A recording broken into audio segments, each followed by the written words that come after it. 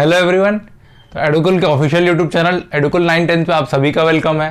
तो जैसा कि आपको पता है, अपना जो एडुकुल 9-10 चैनल है, इसके ऊपर 9th और 10th की कंप्लीट स्टडी आपको करवाई जा रही है, इंक्लूडिंग मैथ्स और साइंस। और आगे आने वाले टाइम पे हम आपको ओलंपियाड और NTSC जैसे एग्जामों की तैयारी भी करवाएंगे। बस आप लोगों के सपोर्ट की ज़रूरत है। आप जितना ज़्यादा सपोर्ट करेंगे इस चैनल को, उतना ही हम जल्दी आप लोगों के लिए चीज़ें लेके आ रहे होंगे। आप लोग सपोर्ट नहीं करते तो हमको भी डिमोटिवेशन होता है कि हम आप लोगों के लिए इतनी मेहनत करते हैं, बट आप लोग जो है प्रॉपर रिस्पॉन्स नहीं दे रहे हैं। तो ये आप लोगों का चैनल है, हमारा नहीं है। मिश्रा क्लासेस यूट्यूब चैनल से इसको सेपरेट कर दिया गया है, क्योंकि मिश्रा क्लासेस यूट्यूब चैनल पर पहले 9 से लेकर 12th इंक्लूडिंग नीट और JEE की तैयारी करवाई जा रही थी। बट चूंकि आप लोगों की ही डिमांड थी कि सर 9-10th के लिए सेपरेट चैनल फॉर्मेशन कर दीजिए, तो उसी को ध्यान में रखते हुए एडुकुल 9-10th चैनल का फॉर्मेशन किया गया है। और आप लोग इस पे सपोर्ट कीजिएगा। आपके सिबलिंग्स, आपके दोस्त हैं तो जरूर उनके साथ इन वीडियोस को शेयर कीजिएगा।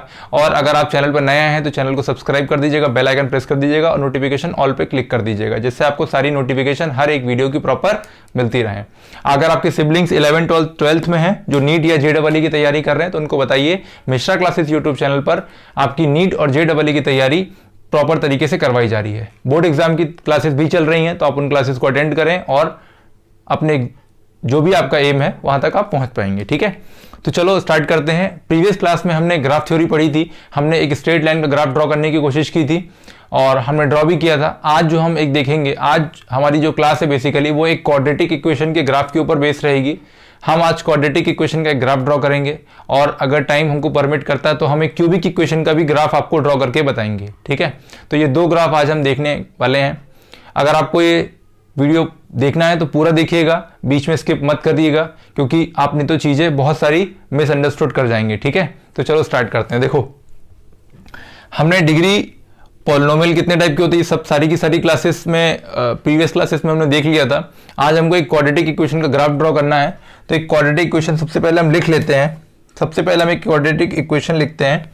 एफ एक्स इक्वल्स टू मैंने लिखा minus of 3x² plus 2x minus 1। ये मेरे पास एक क्वाड्रेटिक इक्वेशन है। ठीक है, अब मुझे इस इक्वेशन का ग्राफ ड्रॉ करना है। तो ग्राफ ड्रॉ करने के लिए मैंने आपसे पहले कहा था, सबसे पहले आप क्या करेंगे, एक टेबल का फॉर्मेशन करेंगे और इस टेबल में आप x की जो मर्जी वैल्यू लेना चाहे ले लें। ठीक है, मैंने आपसे कहा था कि आप कोशिश करें कि 5 वैल्यू लें। यहाँ पे x की वैल्यू रहेगी, यहाँ पे y लिखें या fx लिखें, दोनों में कोई डिफरेंस नहीं है। ठीक है, ये y और ये जो fx है, दोनों किसको डिनोट करते हैं, फंक्शन को ही बताते हैं। ठीक है, तो मैंने ये लिख लिया। अब इसके बाद मैं x की कोई भी 5 वैल्यू लूंगा, कोई भी 5 वैल्यू। आप 3 भी ले सकते हैं, 4 भी ले सकते हैं, बट मैं सजेस्ट करता हूँ कि आप 5 वैल्यू लें, क्योंकि 5 वैल्यू लेने से ग्राफ जो है बहुत ही प्रिसाइज बनता है। अब देखो वैल्यू कैसे लेना है। सबसे पहले आप x की आप वैल्यू कुछ माइनस में ले लें और कुछ प्लस में ले लें। ठीक है, तो सबसे पहले हम जो वैल्यू लेते हैं वो -2, -1, 0, 1 और 2 लेके देखते हैं। अच्छा, यहाँ पे आपको ये चीज़ भी देखना पड़ेगा कि ग्राफ बहुत लेंदी ना बने, क्योंकि आपकी कॉपी में भी वो आ जाए। ठीक है, तो आपको ये चीज़ का भी ध्यान रखना पड़ेगा। खैर छोड़ो, तो हमारे पास ये ग्राफ है, मतलब ये हमारे पास इक्वेशन है, हमने ये 5 वैल्यू ले ली है। ठीक है, अब देखो सबसे पहले हम लेते हैं when x equals to -2, sorry when x equals to -2। जब आप x का वैल्यू -2 लेते हैं तब देखो क्या आएगा। आप फंक्शन में पुट करेंगे -2 इक्वल्स टू -3 इंटू -2 का स्क्वायर प्लस 2 इंटू -2 और यहाँ पे लिखेंगे -1। ठीक है, अब इसका वैल्यू निकालें। -3 एज इट इज रहेगा, -2 का स्क्वायर होता है +4 और यहाँ से देखो प्लस इंटू माइनस हो जाएगा माइनस, और 2 इंटू 2 कितना होता है 4, -1। तो ये आ जाए आपके पास 4 3 12, -12 -4 -1, तो ये जाएगा -17। ठीक है, कितना जाएगा -17। अब आपको अगला वैल्यू लेना है x इक्वल्स टू, जब आप -1 पुट करेंगे तो आपके पास फंक्शन में क्या होगा। देखो जब यहाँ पे x था तो यहाँ पे x और x लिखा था। अगर आप देखो जब यहाँ पे आपके पास x था तो आपने यहाँ पे x और x लिखा हुआ था। अगर आप x का वैल्यू 1 पुट करेंगे तो यहाँ पे 1 पुट करना पड़ेगा, यहाँ पे 1 पुट करना पड़ेगा। अगर आप 2 पुट करेंगे तो यहाँ पे 2, यहाँ पे 2। अगर आप 3 पुट करें तो यहाँ पे 3, यहाँ पे 3। इस तरीके से चीज़ें चलेंगी। ठीक है, तो आपको ये चीज़ थोड़ा याद रखना है। ठीक है, अब देखो जब आपने -1 पुट किया तो अब यहाँ पे भी कितना पुट करेंगे, -1, -3 एज इट इज रहेगा, x की जगह पे -1 का स्क्वायर प्लस 2 इंटू -1 और -1, तो ये हो जाएगा आपके पास माइनस माइनस, अच्छा देखो -3 -1 का स्क्वायर होता है 1, प्लस माइनस होता है माइनस, और 2 इंटू 1 कितना होता है 2, तो ये आ गया आपके पास 2 और -1, ये हो गया -3 -2 -1 मतलब -6, तो आपके पास f ऑफ -1 कितना आ गया, -6। अब आप लेंगे x की वैल्यू 0, x की वैल्यू क्या लेंगे, आप यहाँ लिखेंगे व्हेन x इक्वल्स टू 0।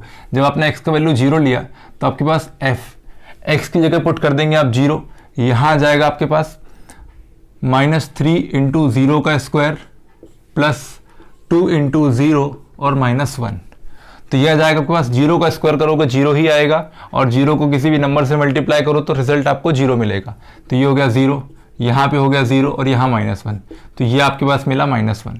मतलब जब आपने x का वैल्यू 0 पुट किया तो कितना मिला आपको, -1, और जब -1 पुट किया था तो मिला था आपको -6, और -2 पे मिला था आपको -17। ठीक है, फिर आप अगला वैल्यू लें 1, x इक्वल्स टू 1। जब आप x इक्वल्स टू 1 लेते हैं तब आपके पास फंक्शन आता है f of 1 equals to -3 into 1 का स्क्वायर प्लस 2 इंटू 1 -1।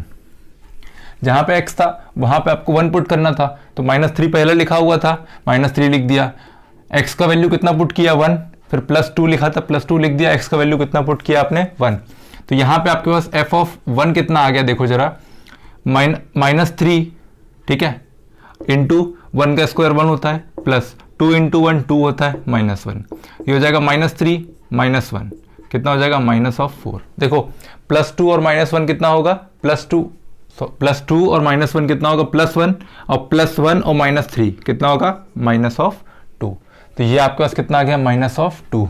ठीक है, फिर हम लेते हैं when x equals to 2, when x equals to 2, हम एक बार x का वैल्यू 2 लेते हैं, तो जब x का वैल्यू 2 लोगे तो आपके पास कितना आएगा, f ऑफ 2 इक्वल्स टू हो जाएगा -3 इंटू 2 का स्क्वायर प्लस 2 इंटू 2 -1, तो ये हो जाएगा, देखो -3 इंटू 2 का स्क्वायर कितना होता है 4, तो यहाँ आपने 4 लिख दिया, प्लस 2 इंटू 2 कितना होता है 4 -1, यहाँ हो गया -12 प्लस 4 -1, तो ये हो जाएगा आपके पास -12 और +4 कितना हो जाएगा, -8 और -1 -9, तो आपने यहाँ लिख दिया -9। तो आपने इस तरीके से 5 वैल्यू लेकर के अपना जो है एक टेबल तैयार कर ली।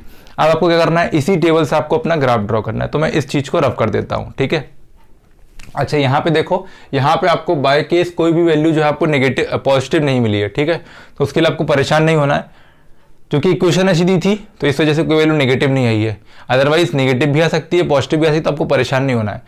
आपको इस इक्वेशन से मतलब है, बस इस इक्वेशन में वैल्यू पुट करेंगे, अब जो मर्जी वैल्यू है आपको ग्राफ तो इसी का ड्रॉ करना ही पड़ेगा। ठीक है, अब देखो, अब हम ग्राफ ड्रॉ करते हैं, तो सबसे पहले मैं इसको रफ कर देता हूं एक बार, सबसे पहले मैं इसको रफ कर देता हूं। और जैसे मैंने आपको बताया था कोऑर्डिनेट सिस्टम क्या होते हैं, एक्स और वाई होते हैं। अब ये एक्स और वाई कोऑर्डिनेट ही लेकर के आपको ग्राफ ड्रॉ करना है। सबसे पहले एक्स कोऑर्डिनेट लिखा जाता है जो एक्स एक्सिस में आता है, फिर वाई कोऑर्डिनेट लिखा जाता है जो वाई एक्सिस में आता है। ठीक है, तो ये सारी की सारी चीज़ें मैंने आपको प्रीवियस क्लास में बताई थी, आई होप आपने पढ़ा होगा उन चीज़ों को।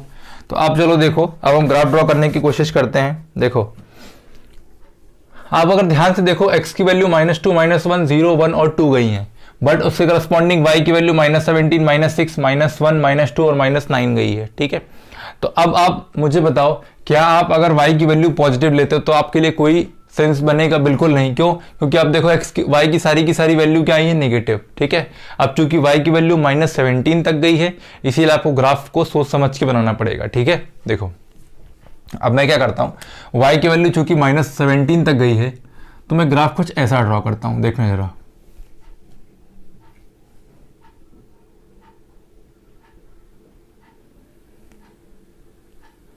चूंकि y की वैल्यू -17 तक गई है तो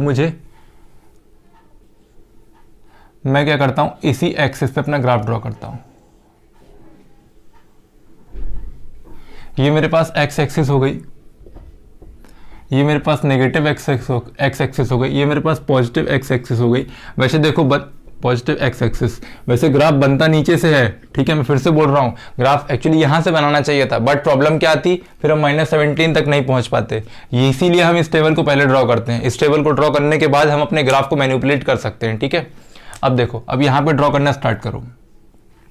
अच्छा, यहाँ पे एक चीज़ और होती है, आप यहाँ एक चीज़ और कर सकते थे कि आप यहाँ पे क्या कर सकते थे, देखो जरा, जैसे कि बाय डिफ़ॉल्ट ग्राफ में क्या होता है, अगर मैं ग्राफ की बात करूँ तो ग्राफ इस तरीके से होता है, यहाँ पे 1 लिखा रहता है, यहाँ 2 लिखा रहता है, यहाँ 3 लिखा रहता है, ठीक है, यहाँ 4, इस तरीके से यहाँ -1, -2, फिर आप जाओ -3, यहाँ 1, यहाँ 2, यहाँ -1, -2, इस तरीके से लिखा रहता है।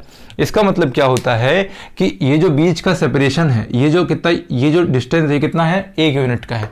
ये जो डिस्टेंस है कितना, 1 यूनिट का। यहाँ पे डिस्टेंस 1 यूनिट का, आप करके देखो, 2 में से 1 गया, कितना बचेगा, 1, 1 में से 0 गया, 1, तो ये डिस्टेंस भी 1 यूनिट का है, ये भी 1 का है, ये भी 1 का है, ये भी 1 का है, ठीक है। सिमिलरली ये भी 1 का डिस्टेंस है, ये भी 1 का है, ये भी 1 का है, ये भी 1, ये भी 1, ये भी 1।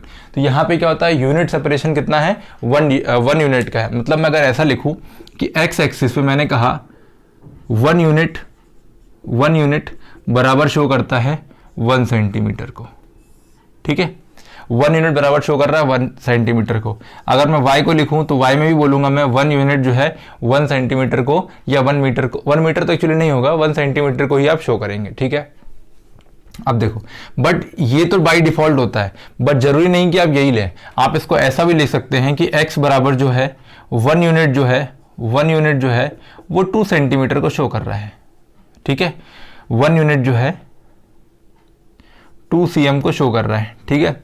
आप y को ऐसा ले सकते थे कि 1 यूनिट जो है, ये ऐसा ले सकते, मैं आपको बता रहा हूँ, 1 सेंटीमीटर। मतलब आप अपनी ज़रूरत के अनुसार x की 1 यूनिट डिस्टेंस को 2 के बराबर ले सकते हैं, y की 1 यूनिट डिस्टेंस को 2 के बराबर ले सकते हैं, या x की 1 यूनिट डिस्टेंस को 2 और y की 1 यूनिट डिस्टेंस को 1। बट अगर आप ऐसा कर रहे हैं तो आपको साइड में लिखना पड़ेगा ग्राफ के, या तो लेफ्ट बॉटम में लिखें या राइट बॉटम में लिखें, ठीक है, आपको ये चीज़ लिखना जरूर पड़ेगा, अगर नहीं लिखोगे तो गलत हो जाएगा। अब चूंकि अपने ग्राफ में अगर ध्यान से देखो -17 तक वैल्यू गई है, तो और x में तो देखो कोई दिक्कत नहीं है, तो x में तो हम आराम से -2, -1, 0 और 1, 2 प्लॉट कर सकते हैं। बट हम जब y पे आएंगे तो y पे हमको -17 तक जाना पड़ेगा। तो क्यों ना हम कुछ ऐसा नोटेशन ले लें, जिससे हमारी चीज़ें आसान हो जाएं, आसान हो जाएं। तो हम क्या करते हैं, हम यही नोटेशन का यूज़ करते हैं कि हम x एक्सिस वाले के लिए हम क्या करते हैं, 1 यूनिट जो है वो 1 सेंटीमीटर को डिनोट करते हैं।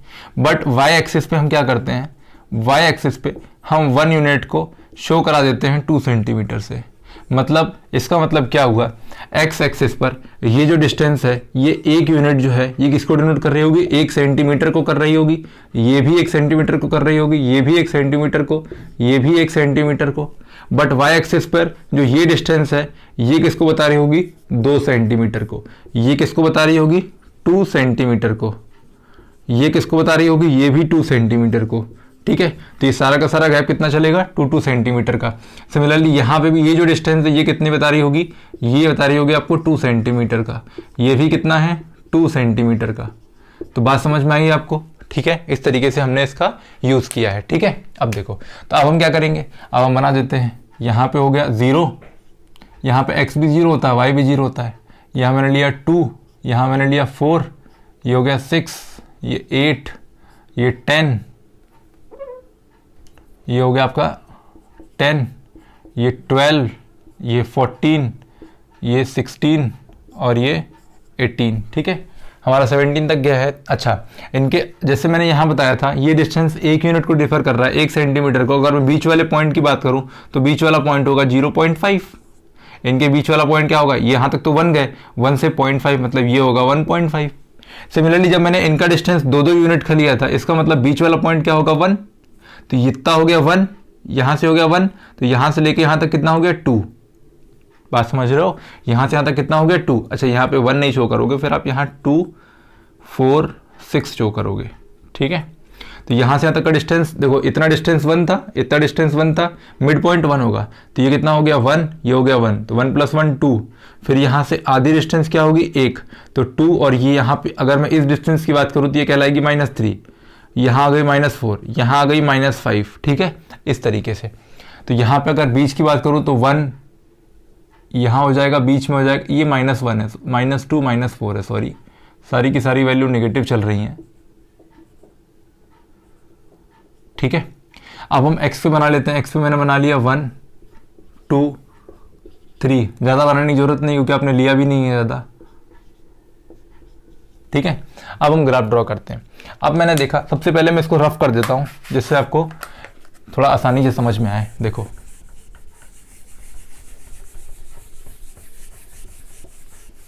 देखना जरा, अब मैंने इसको रफ कर दिया है। अब देखो x का वैल्यू कितना है -2, तो x का वैल्यू -2 यहाँ पे है, उस पे y की वैल्यू कितनी मिल रही है -17, तो x से -2 था, पहले आपने यहाँ से क्या किया, परपेंडिकुलर ड्रॉप कर दिया। ये बिल्कुल स्ट्रेट लाइन होती है, अगर मेरी थोड़ी सी टिल्ट बन रही है तो उसके लिए सॉरी।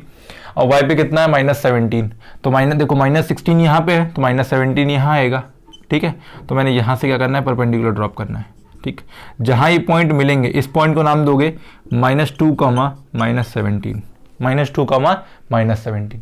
फिर अगला पॉइंट पे आते हैं -1 और -6, x पे कितना जाना है -1, ठीक है, और y पे कितना जाना है -6, तो ये -1 रहा, -6 यहाँ पे है, तो ये मैंने आया यहाँ से परपेंडिकुलर ड्रॉप कर दिया मैंने, और -6 से मैंने यहाँ से परपेंडिकुलर ड्रॉप कर दिया। तो ये जो पॉइंट मिला, इस पॉइंट को नाम दोगे -1, -6, ठीक है।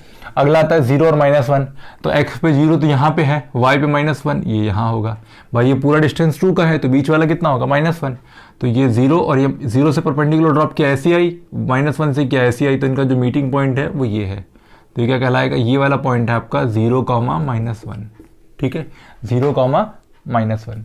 फिर आता है 1 और -2, x पे 1 है, y पे कितना -2, तो x पे 1 है, y पे कितना -2 यहाँ आएगा, 1 से परपेंडिकुलर ड्रॉप किया और -1 से, मतलब ये 1 था आपका x वाला, तो x पे 1 से परपेंडिकुलर ड्रॉप किया और y पे -2 था, तो -2 से परपेंडिकुलर ड्रॉप किया, जहाँ पे मिले इस पॉइंट को नाम दिया आपने 1, इसको आपने नाम दिया 1, -2, ठीक है।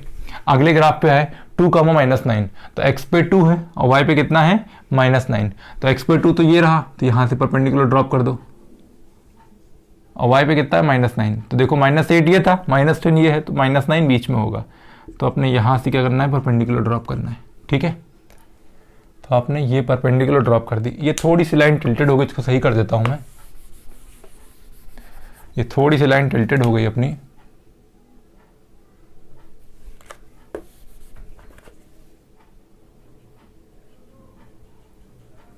ठीक है। तो ये जो पॉइंट कहलाएगा आपका वो 2, -9 कहलाएगा, ठीक है।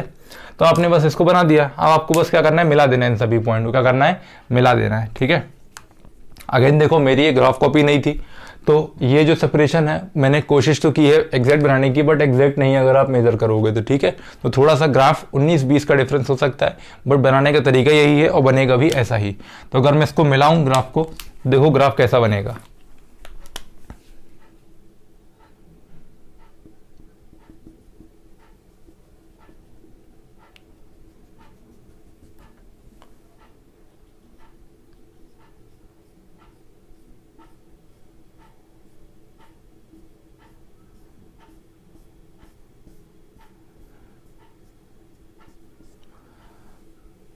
बिल्कुल ग्राफ अच्छा बना है। इन सभी पॉइंट्स को जब आप मिलाएंगे तो ग्राफ जो है आपका इस तरीके से बनेगा। किस तरीके से बनेगा, इस तरीके से आपका ग्राफ बन के तैयार होगा। तो ये जो ग्राफ है ये कैसा ग्राफ है, ये एक पैराबोला है, ये एक पैराबोला। जब आप 11th में जाएंगे तब आपको वहाँ पे ग्राफ थ्योरी पढ़ाई जाएगी डिटेल में, तो वहाँ आपको बताया जाएगा ग्राफ कितने टाइप के होते हैं, पैराबोला, हाइपरबोला, ये सारी चीज़ें वहाँ पे हैं। बट यहाँ पे चूंकि हमारे पास ग्राफ बन के तैयार हुआ था तो ये कैसा बना है, पैराबोला बना है, ठीक है। अब क्या करेंगे, हम क्यूबिक इक्वेशन का ग्राफ देखेंगे। तो क्यूबिक इक्वेशन का ग्राफ हम नेक्स्ट क्लास में देखेंगे, क्योंकि अगर हम क्यूबिक इक्वेशन का ग्राफ देखेंगे तो थोड़ा लेंदी हो जाएगा। तो आज हम वीडियो को यहीं कंक्लूड करते हैं। तो आई होप आपको ये वाला पार्ट समझ में आया होगा। हाँ, मैं आपको एक चीज़ यहाँ पे और बता देता हूँ। देखो, आपको ग्राफ किस किस टाइप के होंगे वो भी देख लो जरा एक बार। अगर मैं नोट करके लिखवा दूँ आपको, देखो अगर लाइन कैसी है, स्ट्रेट लाइन है, पहला पॉइंट क्या है, लाइन अगर स्ट्रेट लाइन है, सॉरी अगर लीनियर इक्वेशन है, अगर लीनियर इक्वेशन है, अगर लीनियर इक्वेशन है तो याद रखना ग्राफ कैसा बनेगा, हमेशा ग्राफ हमेशा कैसा बनेगा, स्ट्रेट लाइन बनेगा। याद रखना स्ट्रेट लाइन बनेगा। अगर स्ट्रेट लाइन नहीं बन रहा है इसका मतलब आपने गलत ड्रॉ किया है। तो ये क्रॉस चेक करने का तरीका होता है। अगर लाइन कैसी है, लीनियर लाइन है, अगर इक्वेशन कैसी है, लीनियर इक्वेशन। और लीनियर इक्वेशन क्या होती है, वो इक्वेशन जिसकी डिग्री कितनी होती है, 1। तो डिग्री 1 वाली इक्वेशन को क्या बोलते हैं, लीनियर इक्वेशन बोलते हैं। और अगर आपके पास लीनियर इक्वेशन आती है तो ग्राफ कैसा बनेगा, हमेशा और हमेशा कैसा बनेगा, स्ट्रेट लाइन बनेगा। आपको ये चीज याद रखना है, ठीक है। दूसरा आपको याद रखना, अगर लाइन कैसी, अगर इक्वेशन कैसी है, क्वाड्रेटिक है, अगर कैसी है, क्वाड्रेटिक इक्वेशन है, क्वाड्रेटिक इक्वेशन है। अब क्वाड्रेटिक इक्वेशन होती क्या है पहले वो देख लो। इसमें डिग्री कितनी होती है, 2 होती है। अब डिग्री मैं बताऊंगा अभी कैसे चेक करना है। तो डिग्री कितनी होगी, 2। तो इसका जो ग्राफ होगा, ग्राफ हमेशा कैसा मिलेगा आपको, पैराबोला मिलेगा। हमेशा कैसा मिलेगा, पैराबोला मिलेगा, ठीक है। हमेशा कैसा मिलेगा, पैराबोला मिलेगा। तो आपको ये चीज याद रखना है। फिर अगर क्यूबिक इक्वेशन है तो उसका ग्राफ हम बताएंगे अभी कैसा बनेगा। अच्छा यहाँ पे एक चीज और देख लो कि डिग्री कैसे पहचानोगे। डिग्री मैंने आपको बताया था इक्वेशन में वेरिएबल का हाईएस्ट पावर देख लो कितना है। तो आप यहाँ पे देखोगे ये वेरिएबल है एक्स स्क्वायर, यहाँ मतलब एक वेरिएबल एक्स है, यहाँ पे भी x वेरिएबल है। तो यहाँ पे इस x वेरिएबल की पावर कितनी है, 1, और यहाँ पे कितनी है, 2। तो आप इस इक्वेशन की डिग्री कितनी बोलोगे, 2। तो ये डिग्री 2 इक्वेशन है। और इस डिग्री 2 इक्वेशन में हमने बताया आपको, अगर तो ये इक्वेशन डिग्री कितनी है, 2। और इस डिग्री 2 वाली इक्वेशन को बोलते क्या है, क्वाड्रेटिक इक्वेशन बोलते हैं। और क्वाड्रेटिक इक्वेशन का ग्राफ हमेशा कैसा बनेगा, पैराबोला बनेगा। हमेशा कैसा बनेगा, पैराबोला बनेगा। अब मैं आपको एक चीज और बताता हूँ जिससे आपको ना बहुत आसानी जाएगी। आपको एक चीज मैं और बताता हूं जिससे आप जब एग्जाम में कर रहे होगे तो आप एक ग्राफ का अपने माइंड में मैप तैयार कर पा रहे होगे। ग्राफ का अपने दिमाग में एक मैप तैयार कर पा रहे होगे जिससे आपकी चीजें गलत नहीं होंगी, ठीक है। देखो क्या बताना है, नोट में ही आपको लिखना है। अगर लीनियर इक्वेशन होगी, अगर क्या होगी, लीनियर इक्वेशन, अगर लीनियर इक्वेशन होगी, अगर क्या होगी, लीनियर, अगर लीनियर इक्वेशन होती है तो ग्राफ कैसा बनेगा, या तो ऐसी बनेगी, या ऐसा बनेगा, या ऐसा, या ऐसा, या ऐसा, कुछ इस तरीके से स्ट्रेट लाइन बनेगा ग्राफ, ठीक है। अगर दूसरा देखो, अगर कैसा ग्राफ है, अगर क्वाड्रेटिक इक्वेशन है, अगर क्वाड्रेटिक इक्वेशन है, अगर आपके पास क्वाड्रेटिक इक्वेशन होती है तब ग्राफ कैसा बनेगा। याद रखना हमेशा ग्राफ या तो ऐसा बनेगा कर्व के फॉर्म में, या ऐसा बनेगा, या ऐसा बनेगा, या ऐसा बनेगा, या ऐसा बनेगा, ठीक है,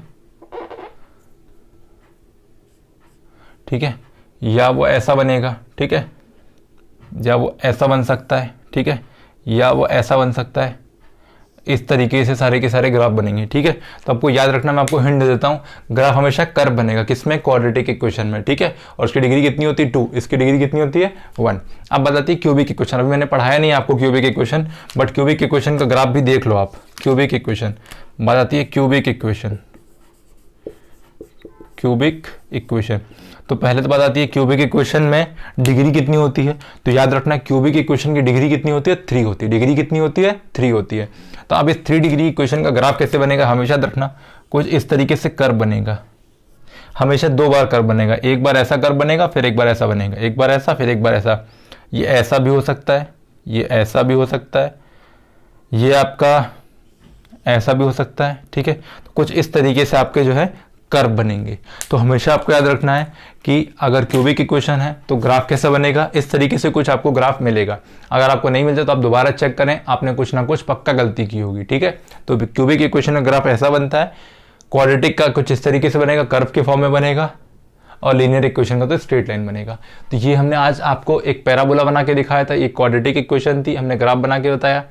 आप अपनी ज़रूरत के हिसाब से चीज़ों को वेरिएट कर सकते हो। जैसे मैंने ये डिस्टेंस ली थी 2, यहाँ पे 2, बट यहाँ मैंने एक की ही ली थी क्योंकि मुझे एक्स एक्सिस पे रिक्वायरमेंट नहीं थी। और जो वैल्यू लेते हो आप, मैंने जैसे एक्स की वैल्यू -2, -1, 0, 1 और 2 लिया था, ये मैंने ली थी। आपको चेंज करना तो आप चेंज भी कर सकते हो, आप 3 भी ले सकते हो। बट होता क्या है, अगर आप बहुत बड़ी वैल्यू ले लेते हो, क्या है देखो, जैसे जैसे आप प्रैक्टिस करोगे वैसे वैसे आपको समझ में आएगा कौन सी वैल्यू नहीं लेनी है।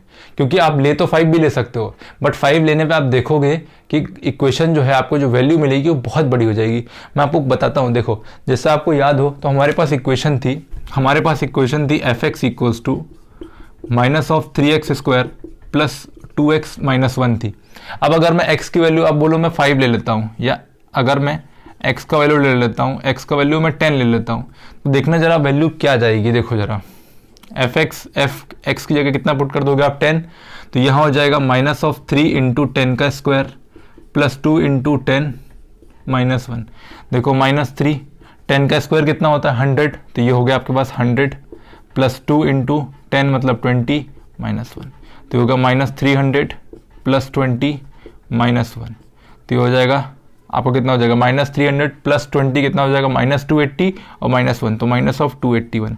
आप बताओ क्या आप -281 ग्राफ में प्लॉट कर सकते हो? बिल्कुल नहीं कर सकते हो, ठीक है। आप अननेसेसरी चीज़ों को लेंदी लेके जा रहे हो। फिर आप बोलोगे सर हमने x की वैल्यू फ्रैक्शन में क्यों नहीं ली? तो देखो अगर आप फ्रैक्शन में लोगे ना, तो मैं आपको बताता हूँ कि क्या दिक्कत जाएगी। देखो अगर आप x का वैल्यू लेते हो, x = मैं ले लेता हूँ 1/2, अगर मैं 1/2 लेता हूँ तब देखो क्या दिक्कत जाएगी। आप x का वैल्यू पुट करोगे 1/2, तो यहाँ हो जाएगा -3 × 1/2 का स्क्वायर + 2 × 1/2 - 1। अगर दिख नहीं रहा हो तो सॉरी, मैं बोल भी रहा हूँ चीज़ों को। ये हो जाएगा -3 × 1/4 + 2 और 2 कट जाएगा, कितना बचेगा 1 और -1, ये तो कट जाएगा, कितना हो जाएगा -3/4। अब मुझे बताओ -3/4 ग्राफ में प्लॉट करना ईजी है कि टफ है? तो आप बोलोगे सर ये टफ है, -3/4 जो है प्लॉट कर सकते हैं बट ये टफ है, अननेसेसरी हम चीज़ों को क्यों बढ़ाएं। तो इसीलिए हमेशा याद रखना, ग्राफ को ड्रॉ करते समय अपने सेंस का भी यूज़ करना, ठीक है। ऐसा नहीं कि आप कोई भी वैल्यू ले लिए, मैंने आपको 10 लेके भी दिखा दिया तो देखो अननेसेसरी -281 चला गया, जिसकी रिक्वायरमेंट नहीं थी। हम छोटी वैल्यू इसीलिए प्रेफर करते हैं कि हमारा जो ग्राफ है वो एटलीस्ट कॉपी में बन तो जाए। बट कई बार क्या होता है, छोटी वैल्यू लेने पर भी ग्राफ थोड़ा लेंदी बन जाता है, तो उसके लिए आपने ये नोटेशन आते हैं, ये नोटेशन की 1 यूनिट बराबर 2 सेंटीमीटर ले लो x एक्सिस के लिए या y एक्सिस के लिए, जो भी आप मर्जी लेना चाहो, ठीक है। कई बार जरूरत पड़ेगी तो हम 5 यूनिट भी लेंगे, वो आप अपनी रिक्वायरमेंट के साथ ले सकते हो। बट कोशिश करो छोटी वैल्यू लो जिससे ग्राफ अच्छा बने, मतलब ग्राफ तो वैसे भी अच्छा बनेगा अगर आप वैल्यू ज़्यादा लेते हो, तो अगर वैल्यू कम लोगे तो ग्राफ उतना अच्छा नहीं बन पाएगा, ठीक है। तो यही था पूरा ग्राफ थ्योरी। आज हमने क्वाड्रेटिक इक्वेशन को कंप्लीट किया है। अगली क्लास में हम क्यूबिक इक्वेशन को देखेंगे, क्यूबिक इक्वेशन को ग्राफ देखेंगे, और फिर हम अल्फा बीटा गामा की कहानी स्टार्ट करेंगे। Sum of the root, product of the root क्या होते हैं उसको बहुत डिटेल में समझाएंगे। तो अगर आपको लेक्चर पसंद आया तो लेक्चर को लाइक कीजिएगा, वीडियो को लाइक कर दीजिएगा, चैनल को सब्सक्राइब कर दीजिएगा, बेल आइकन प्रेस कर दीजिएगा, जिससे आपको सारी की सारी नोटिफिकेशन हर एक वीडियो की प्रॉपर मिलती रहे। तो आज के लिए इतना रखते हैं। Thank you for watching the video. God bless you all.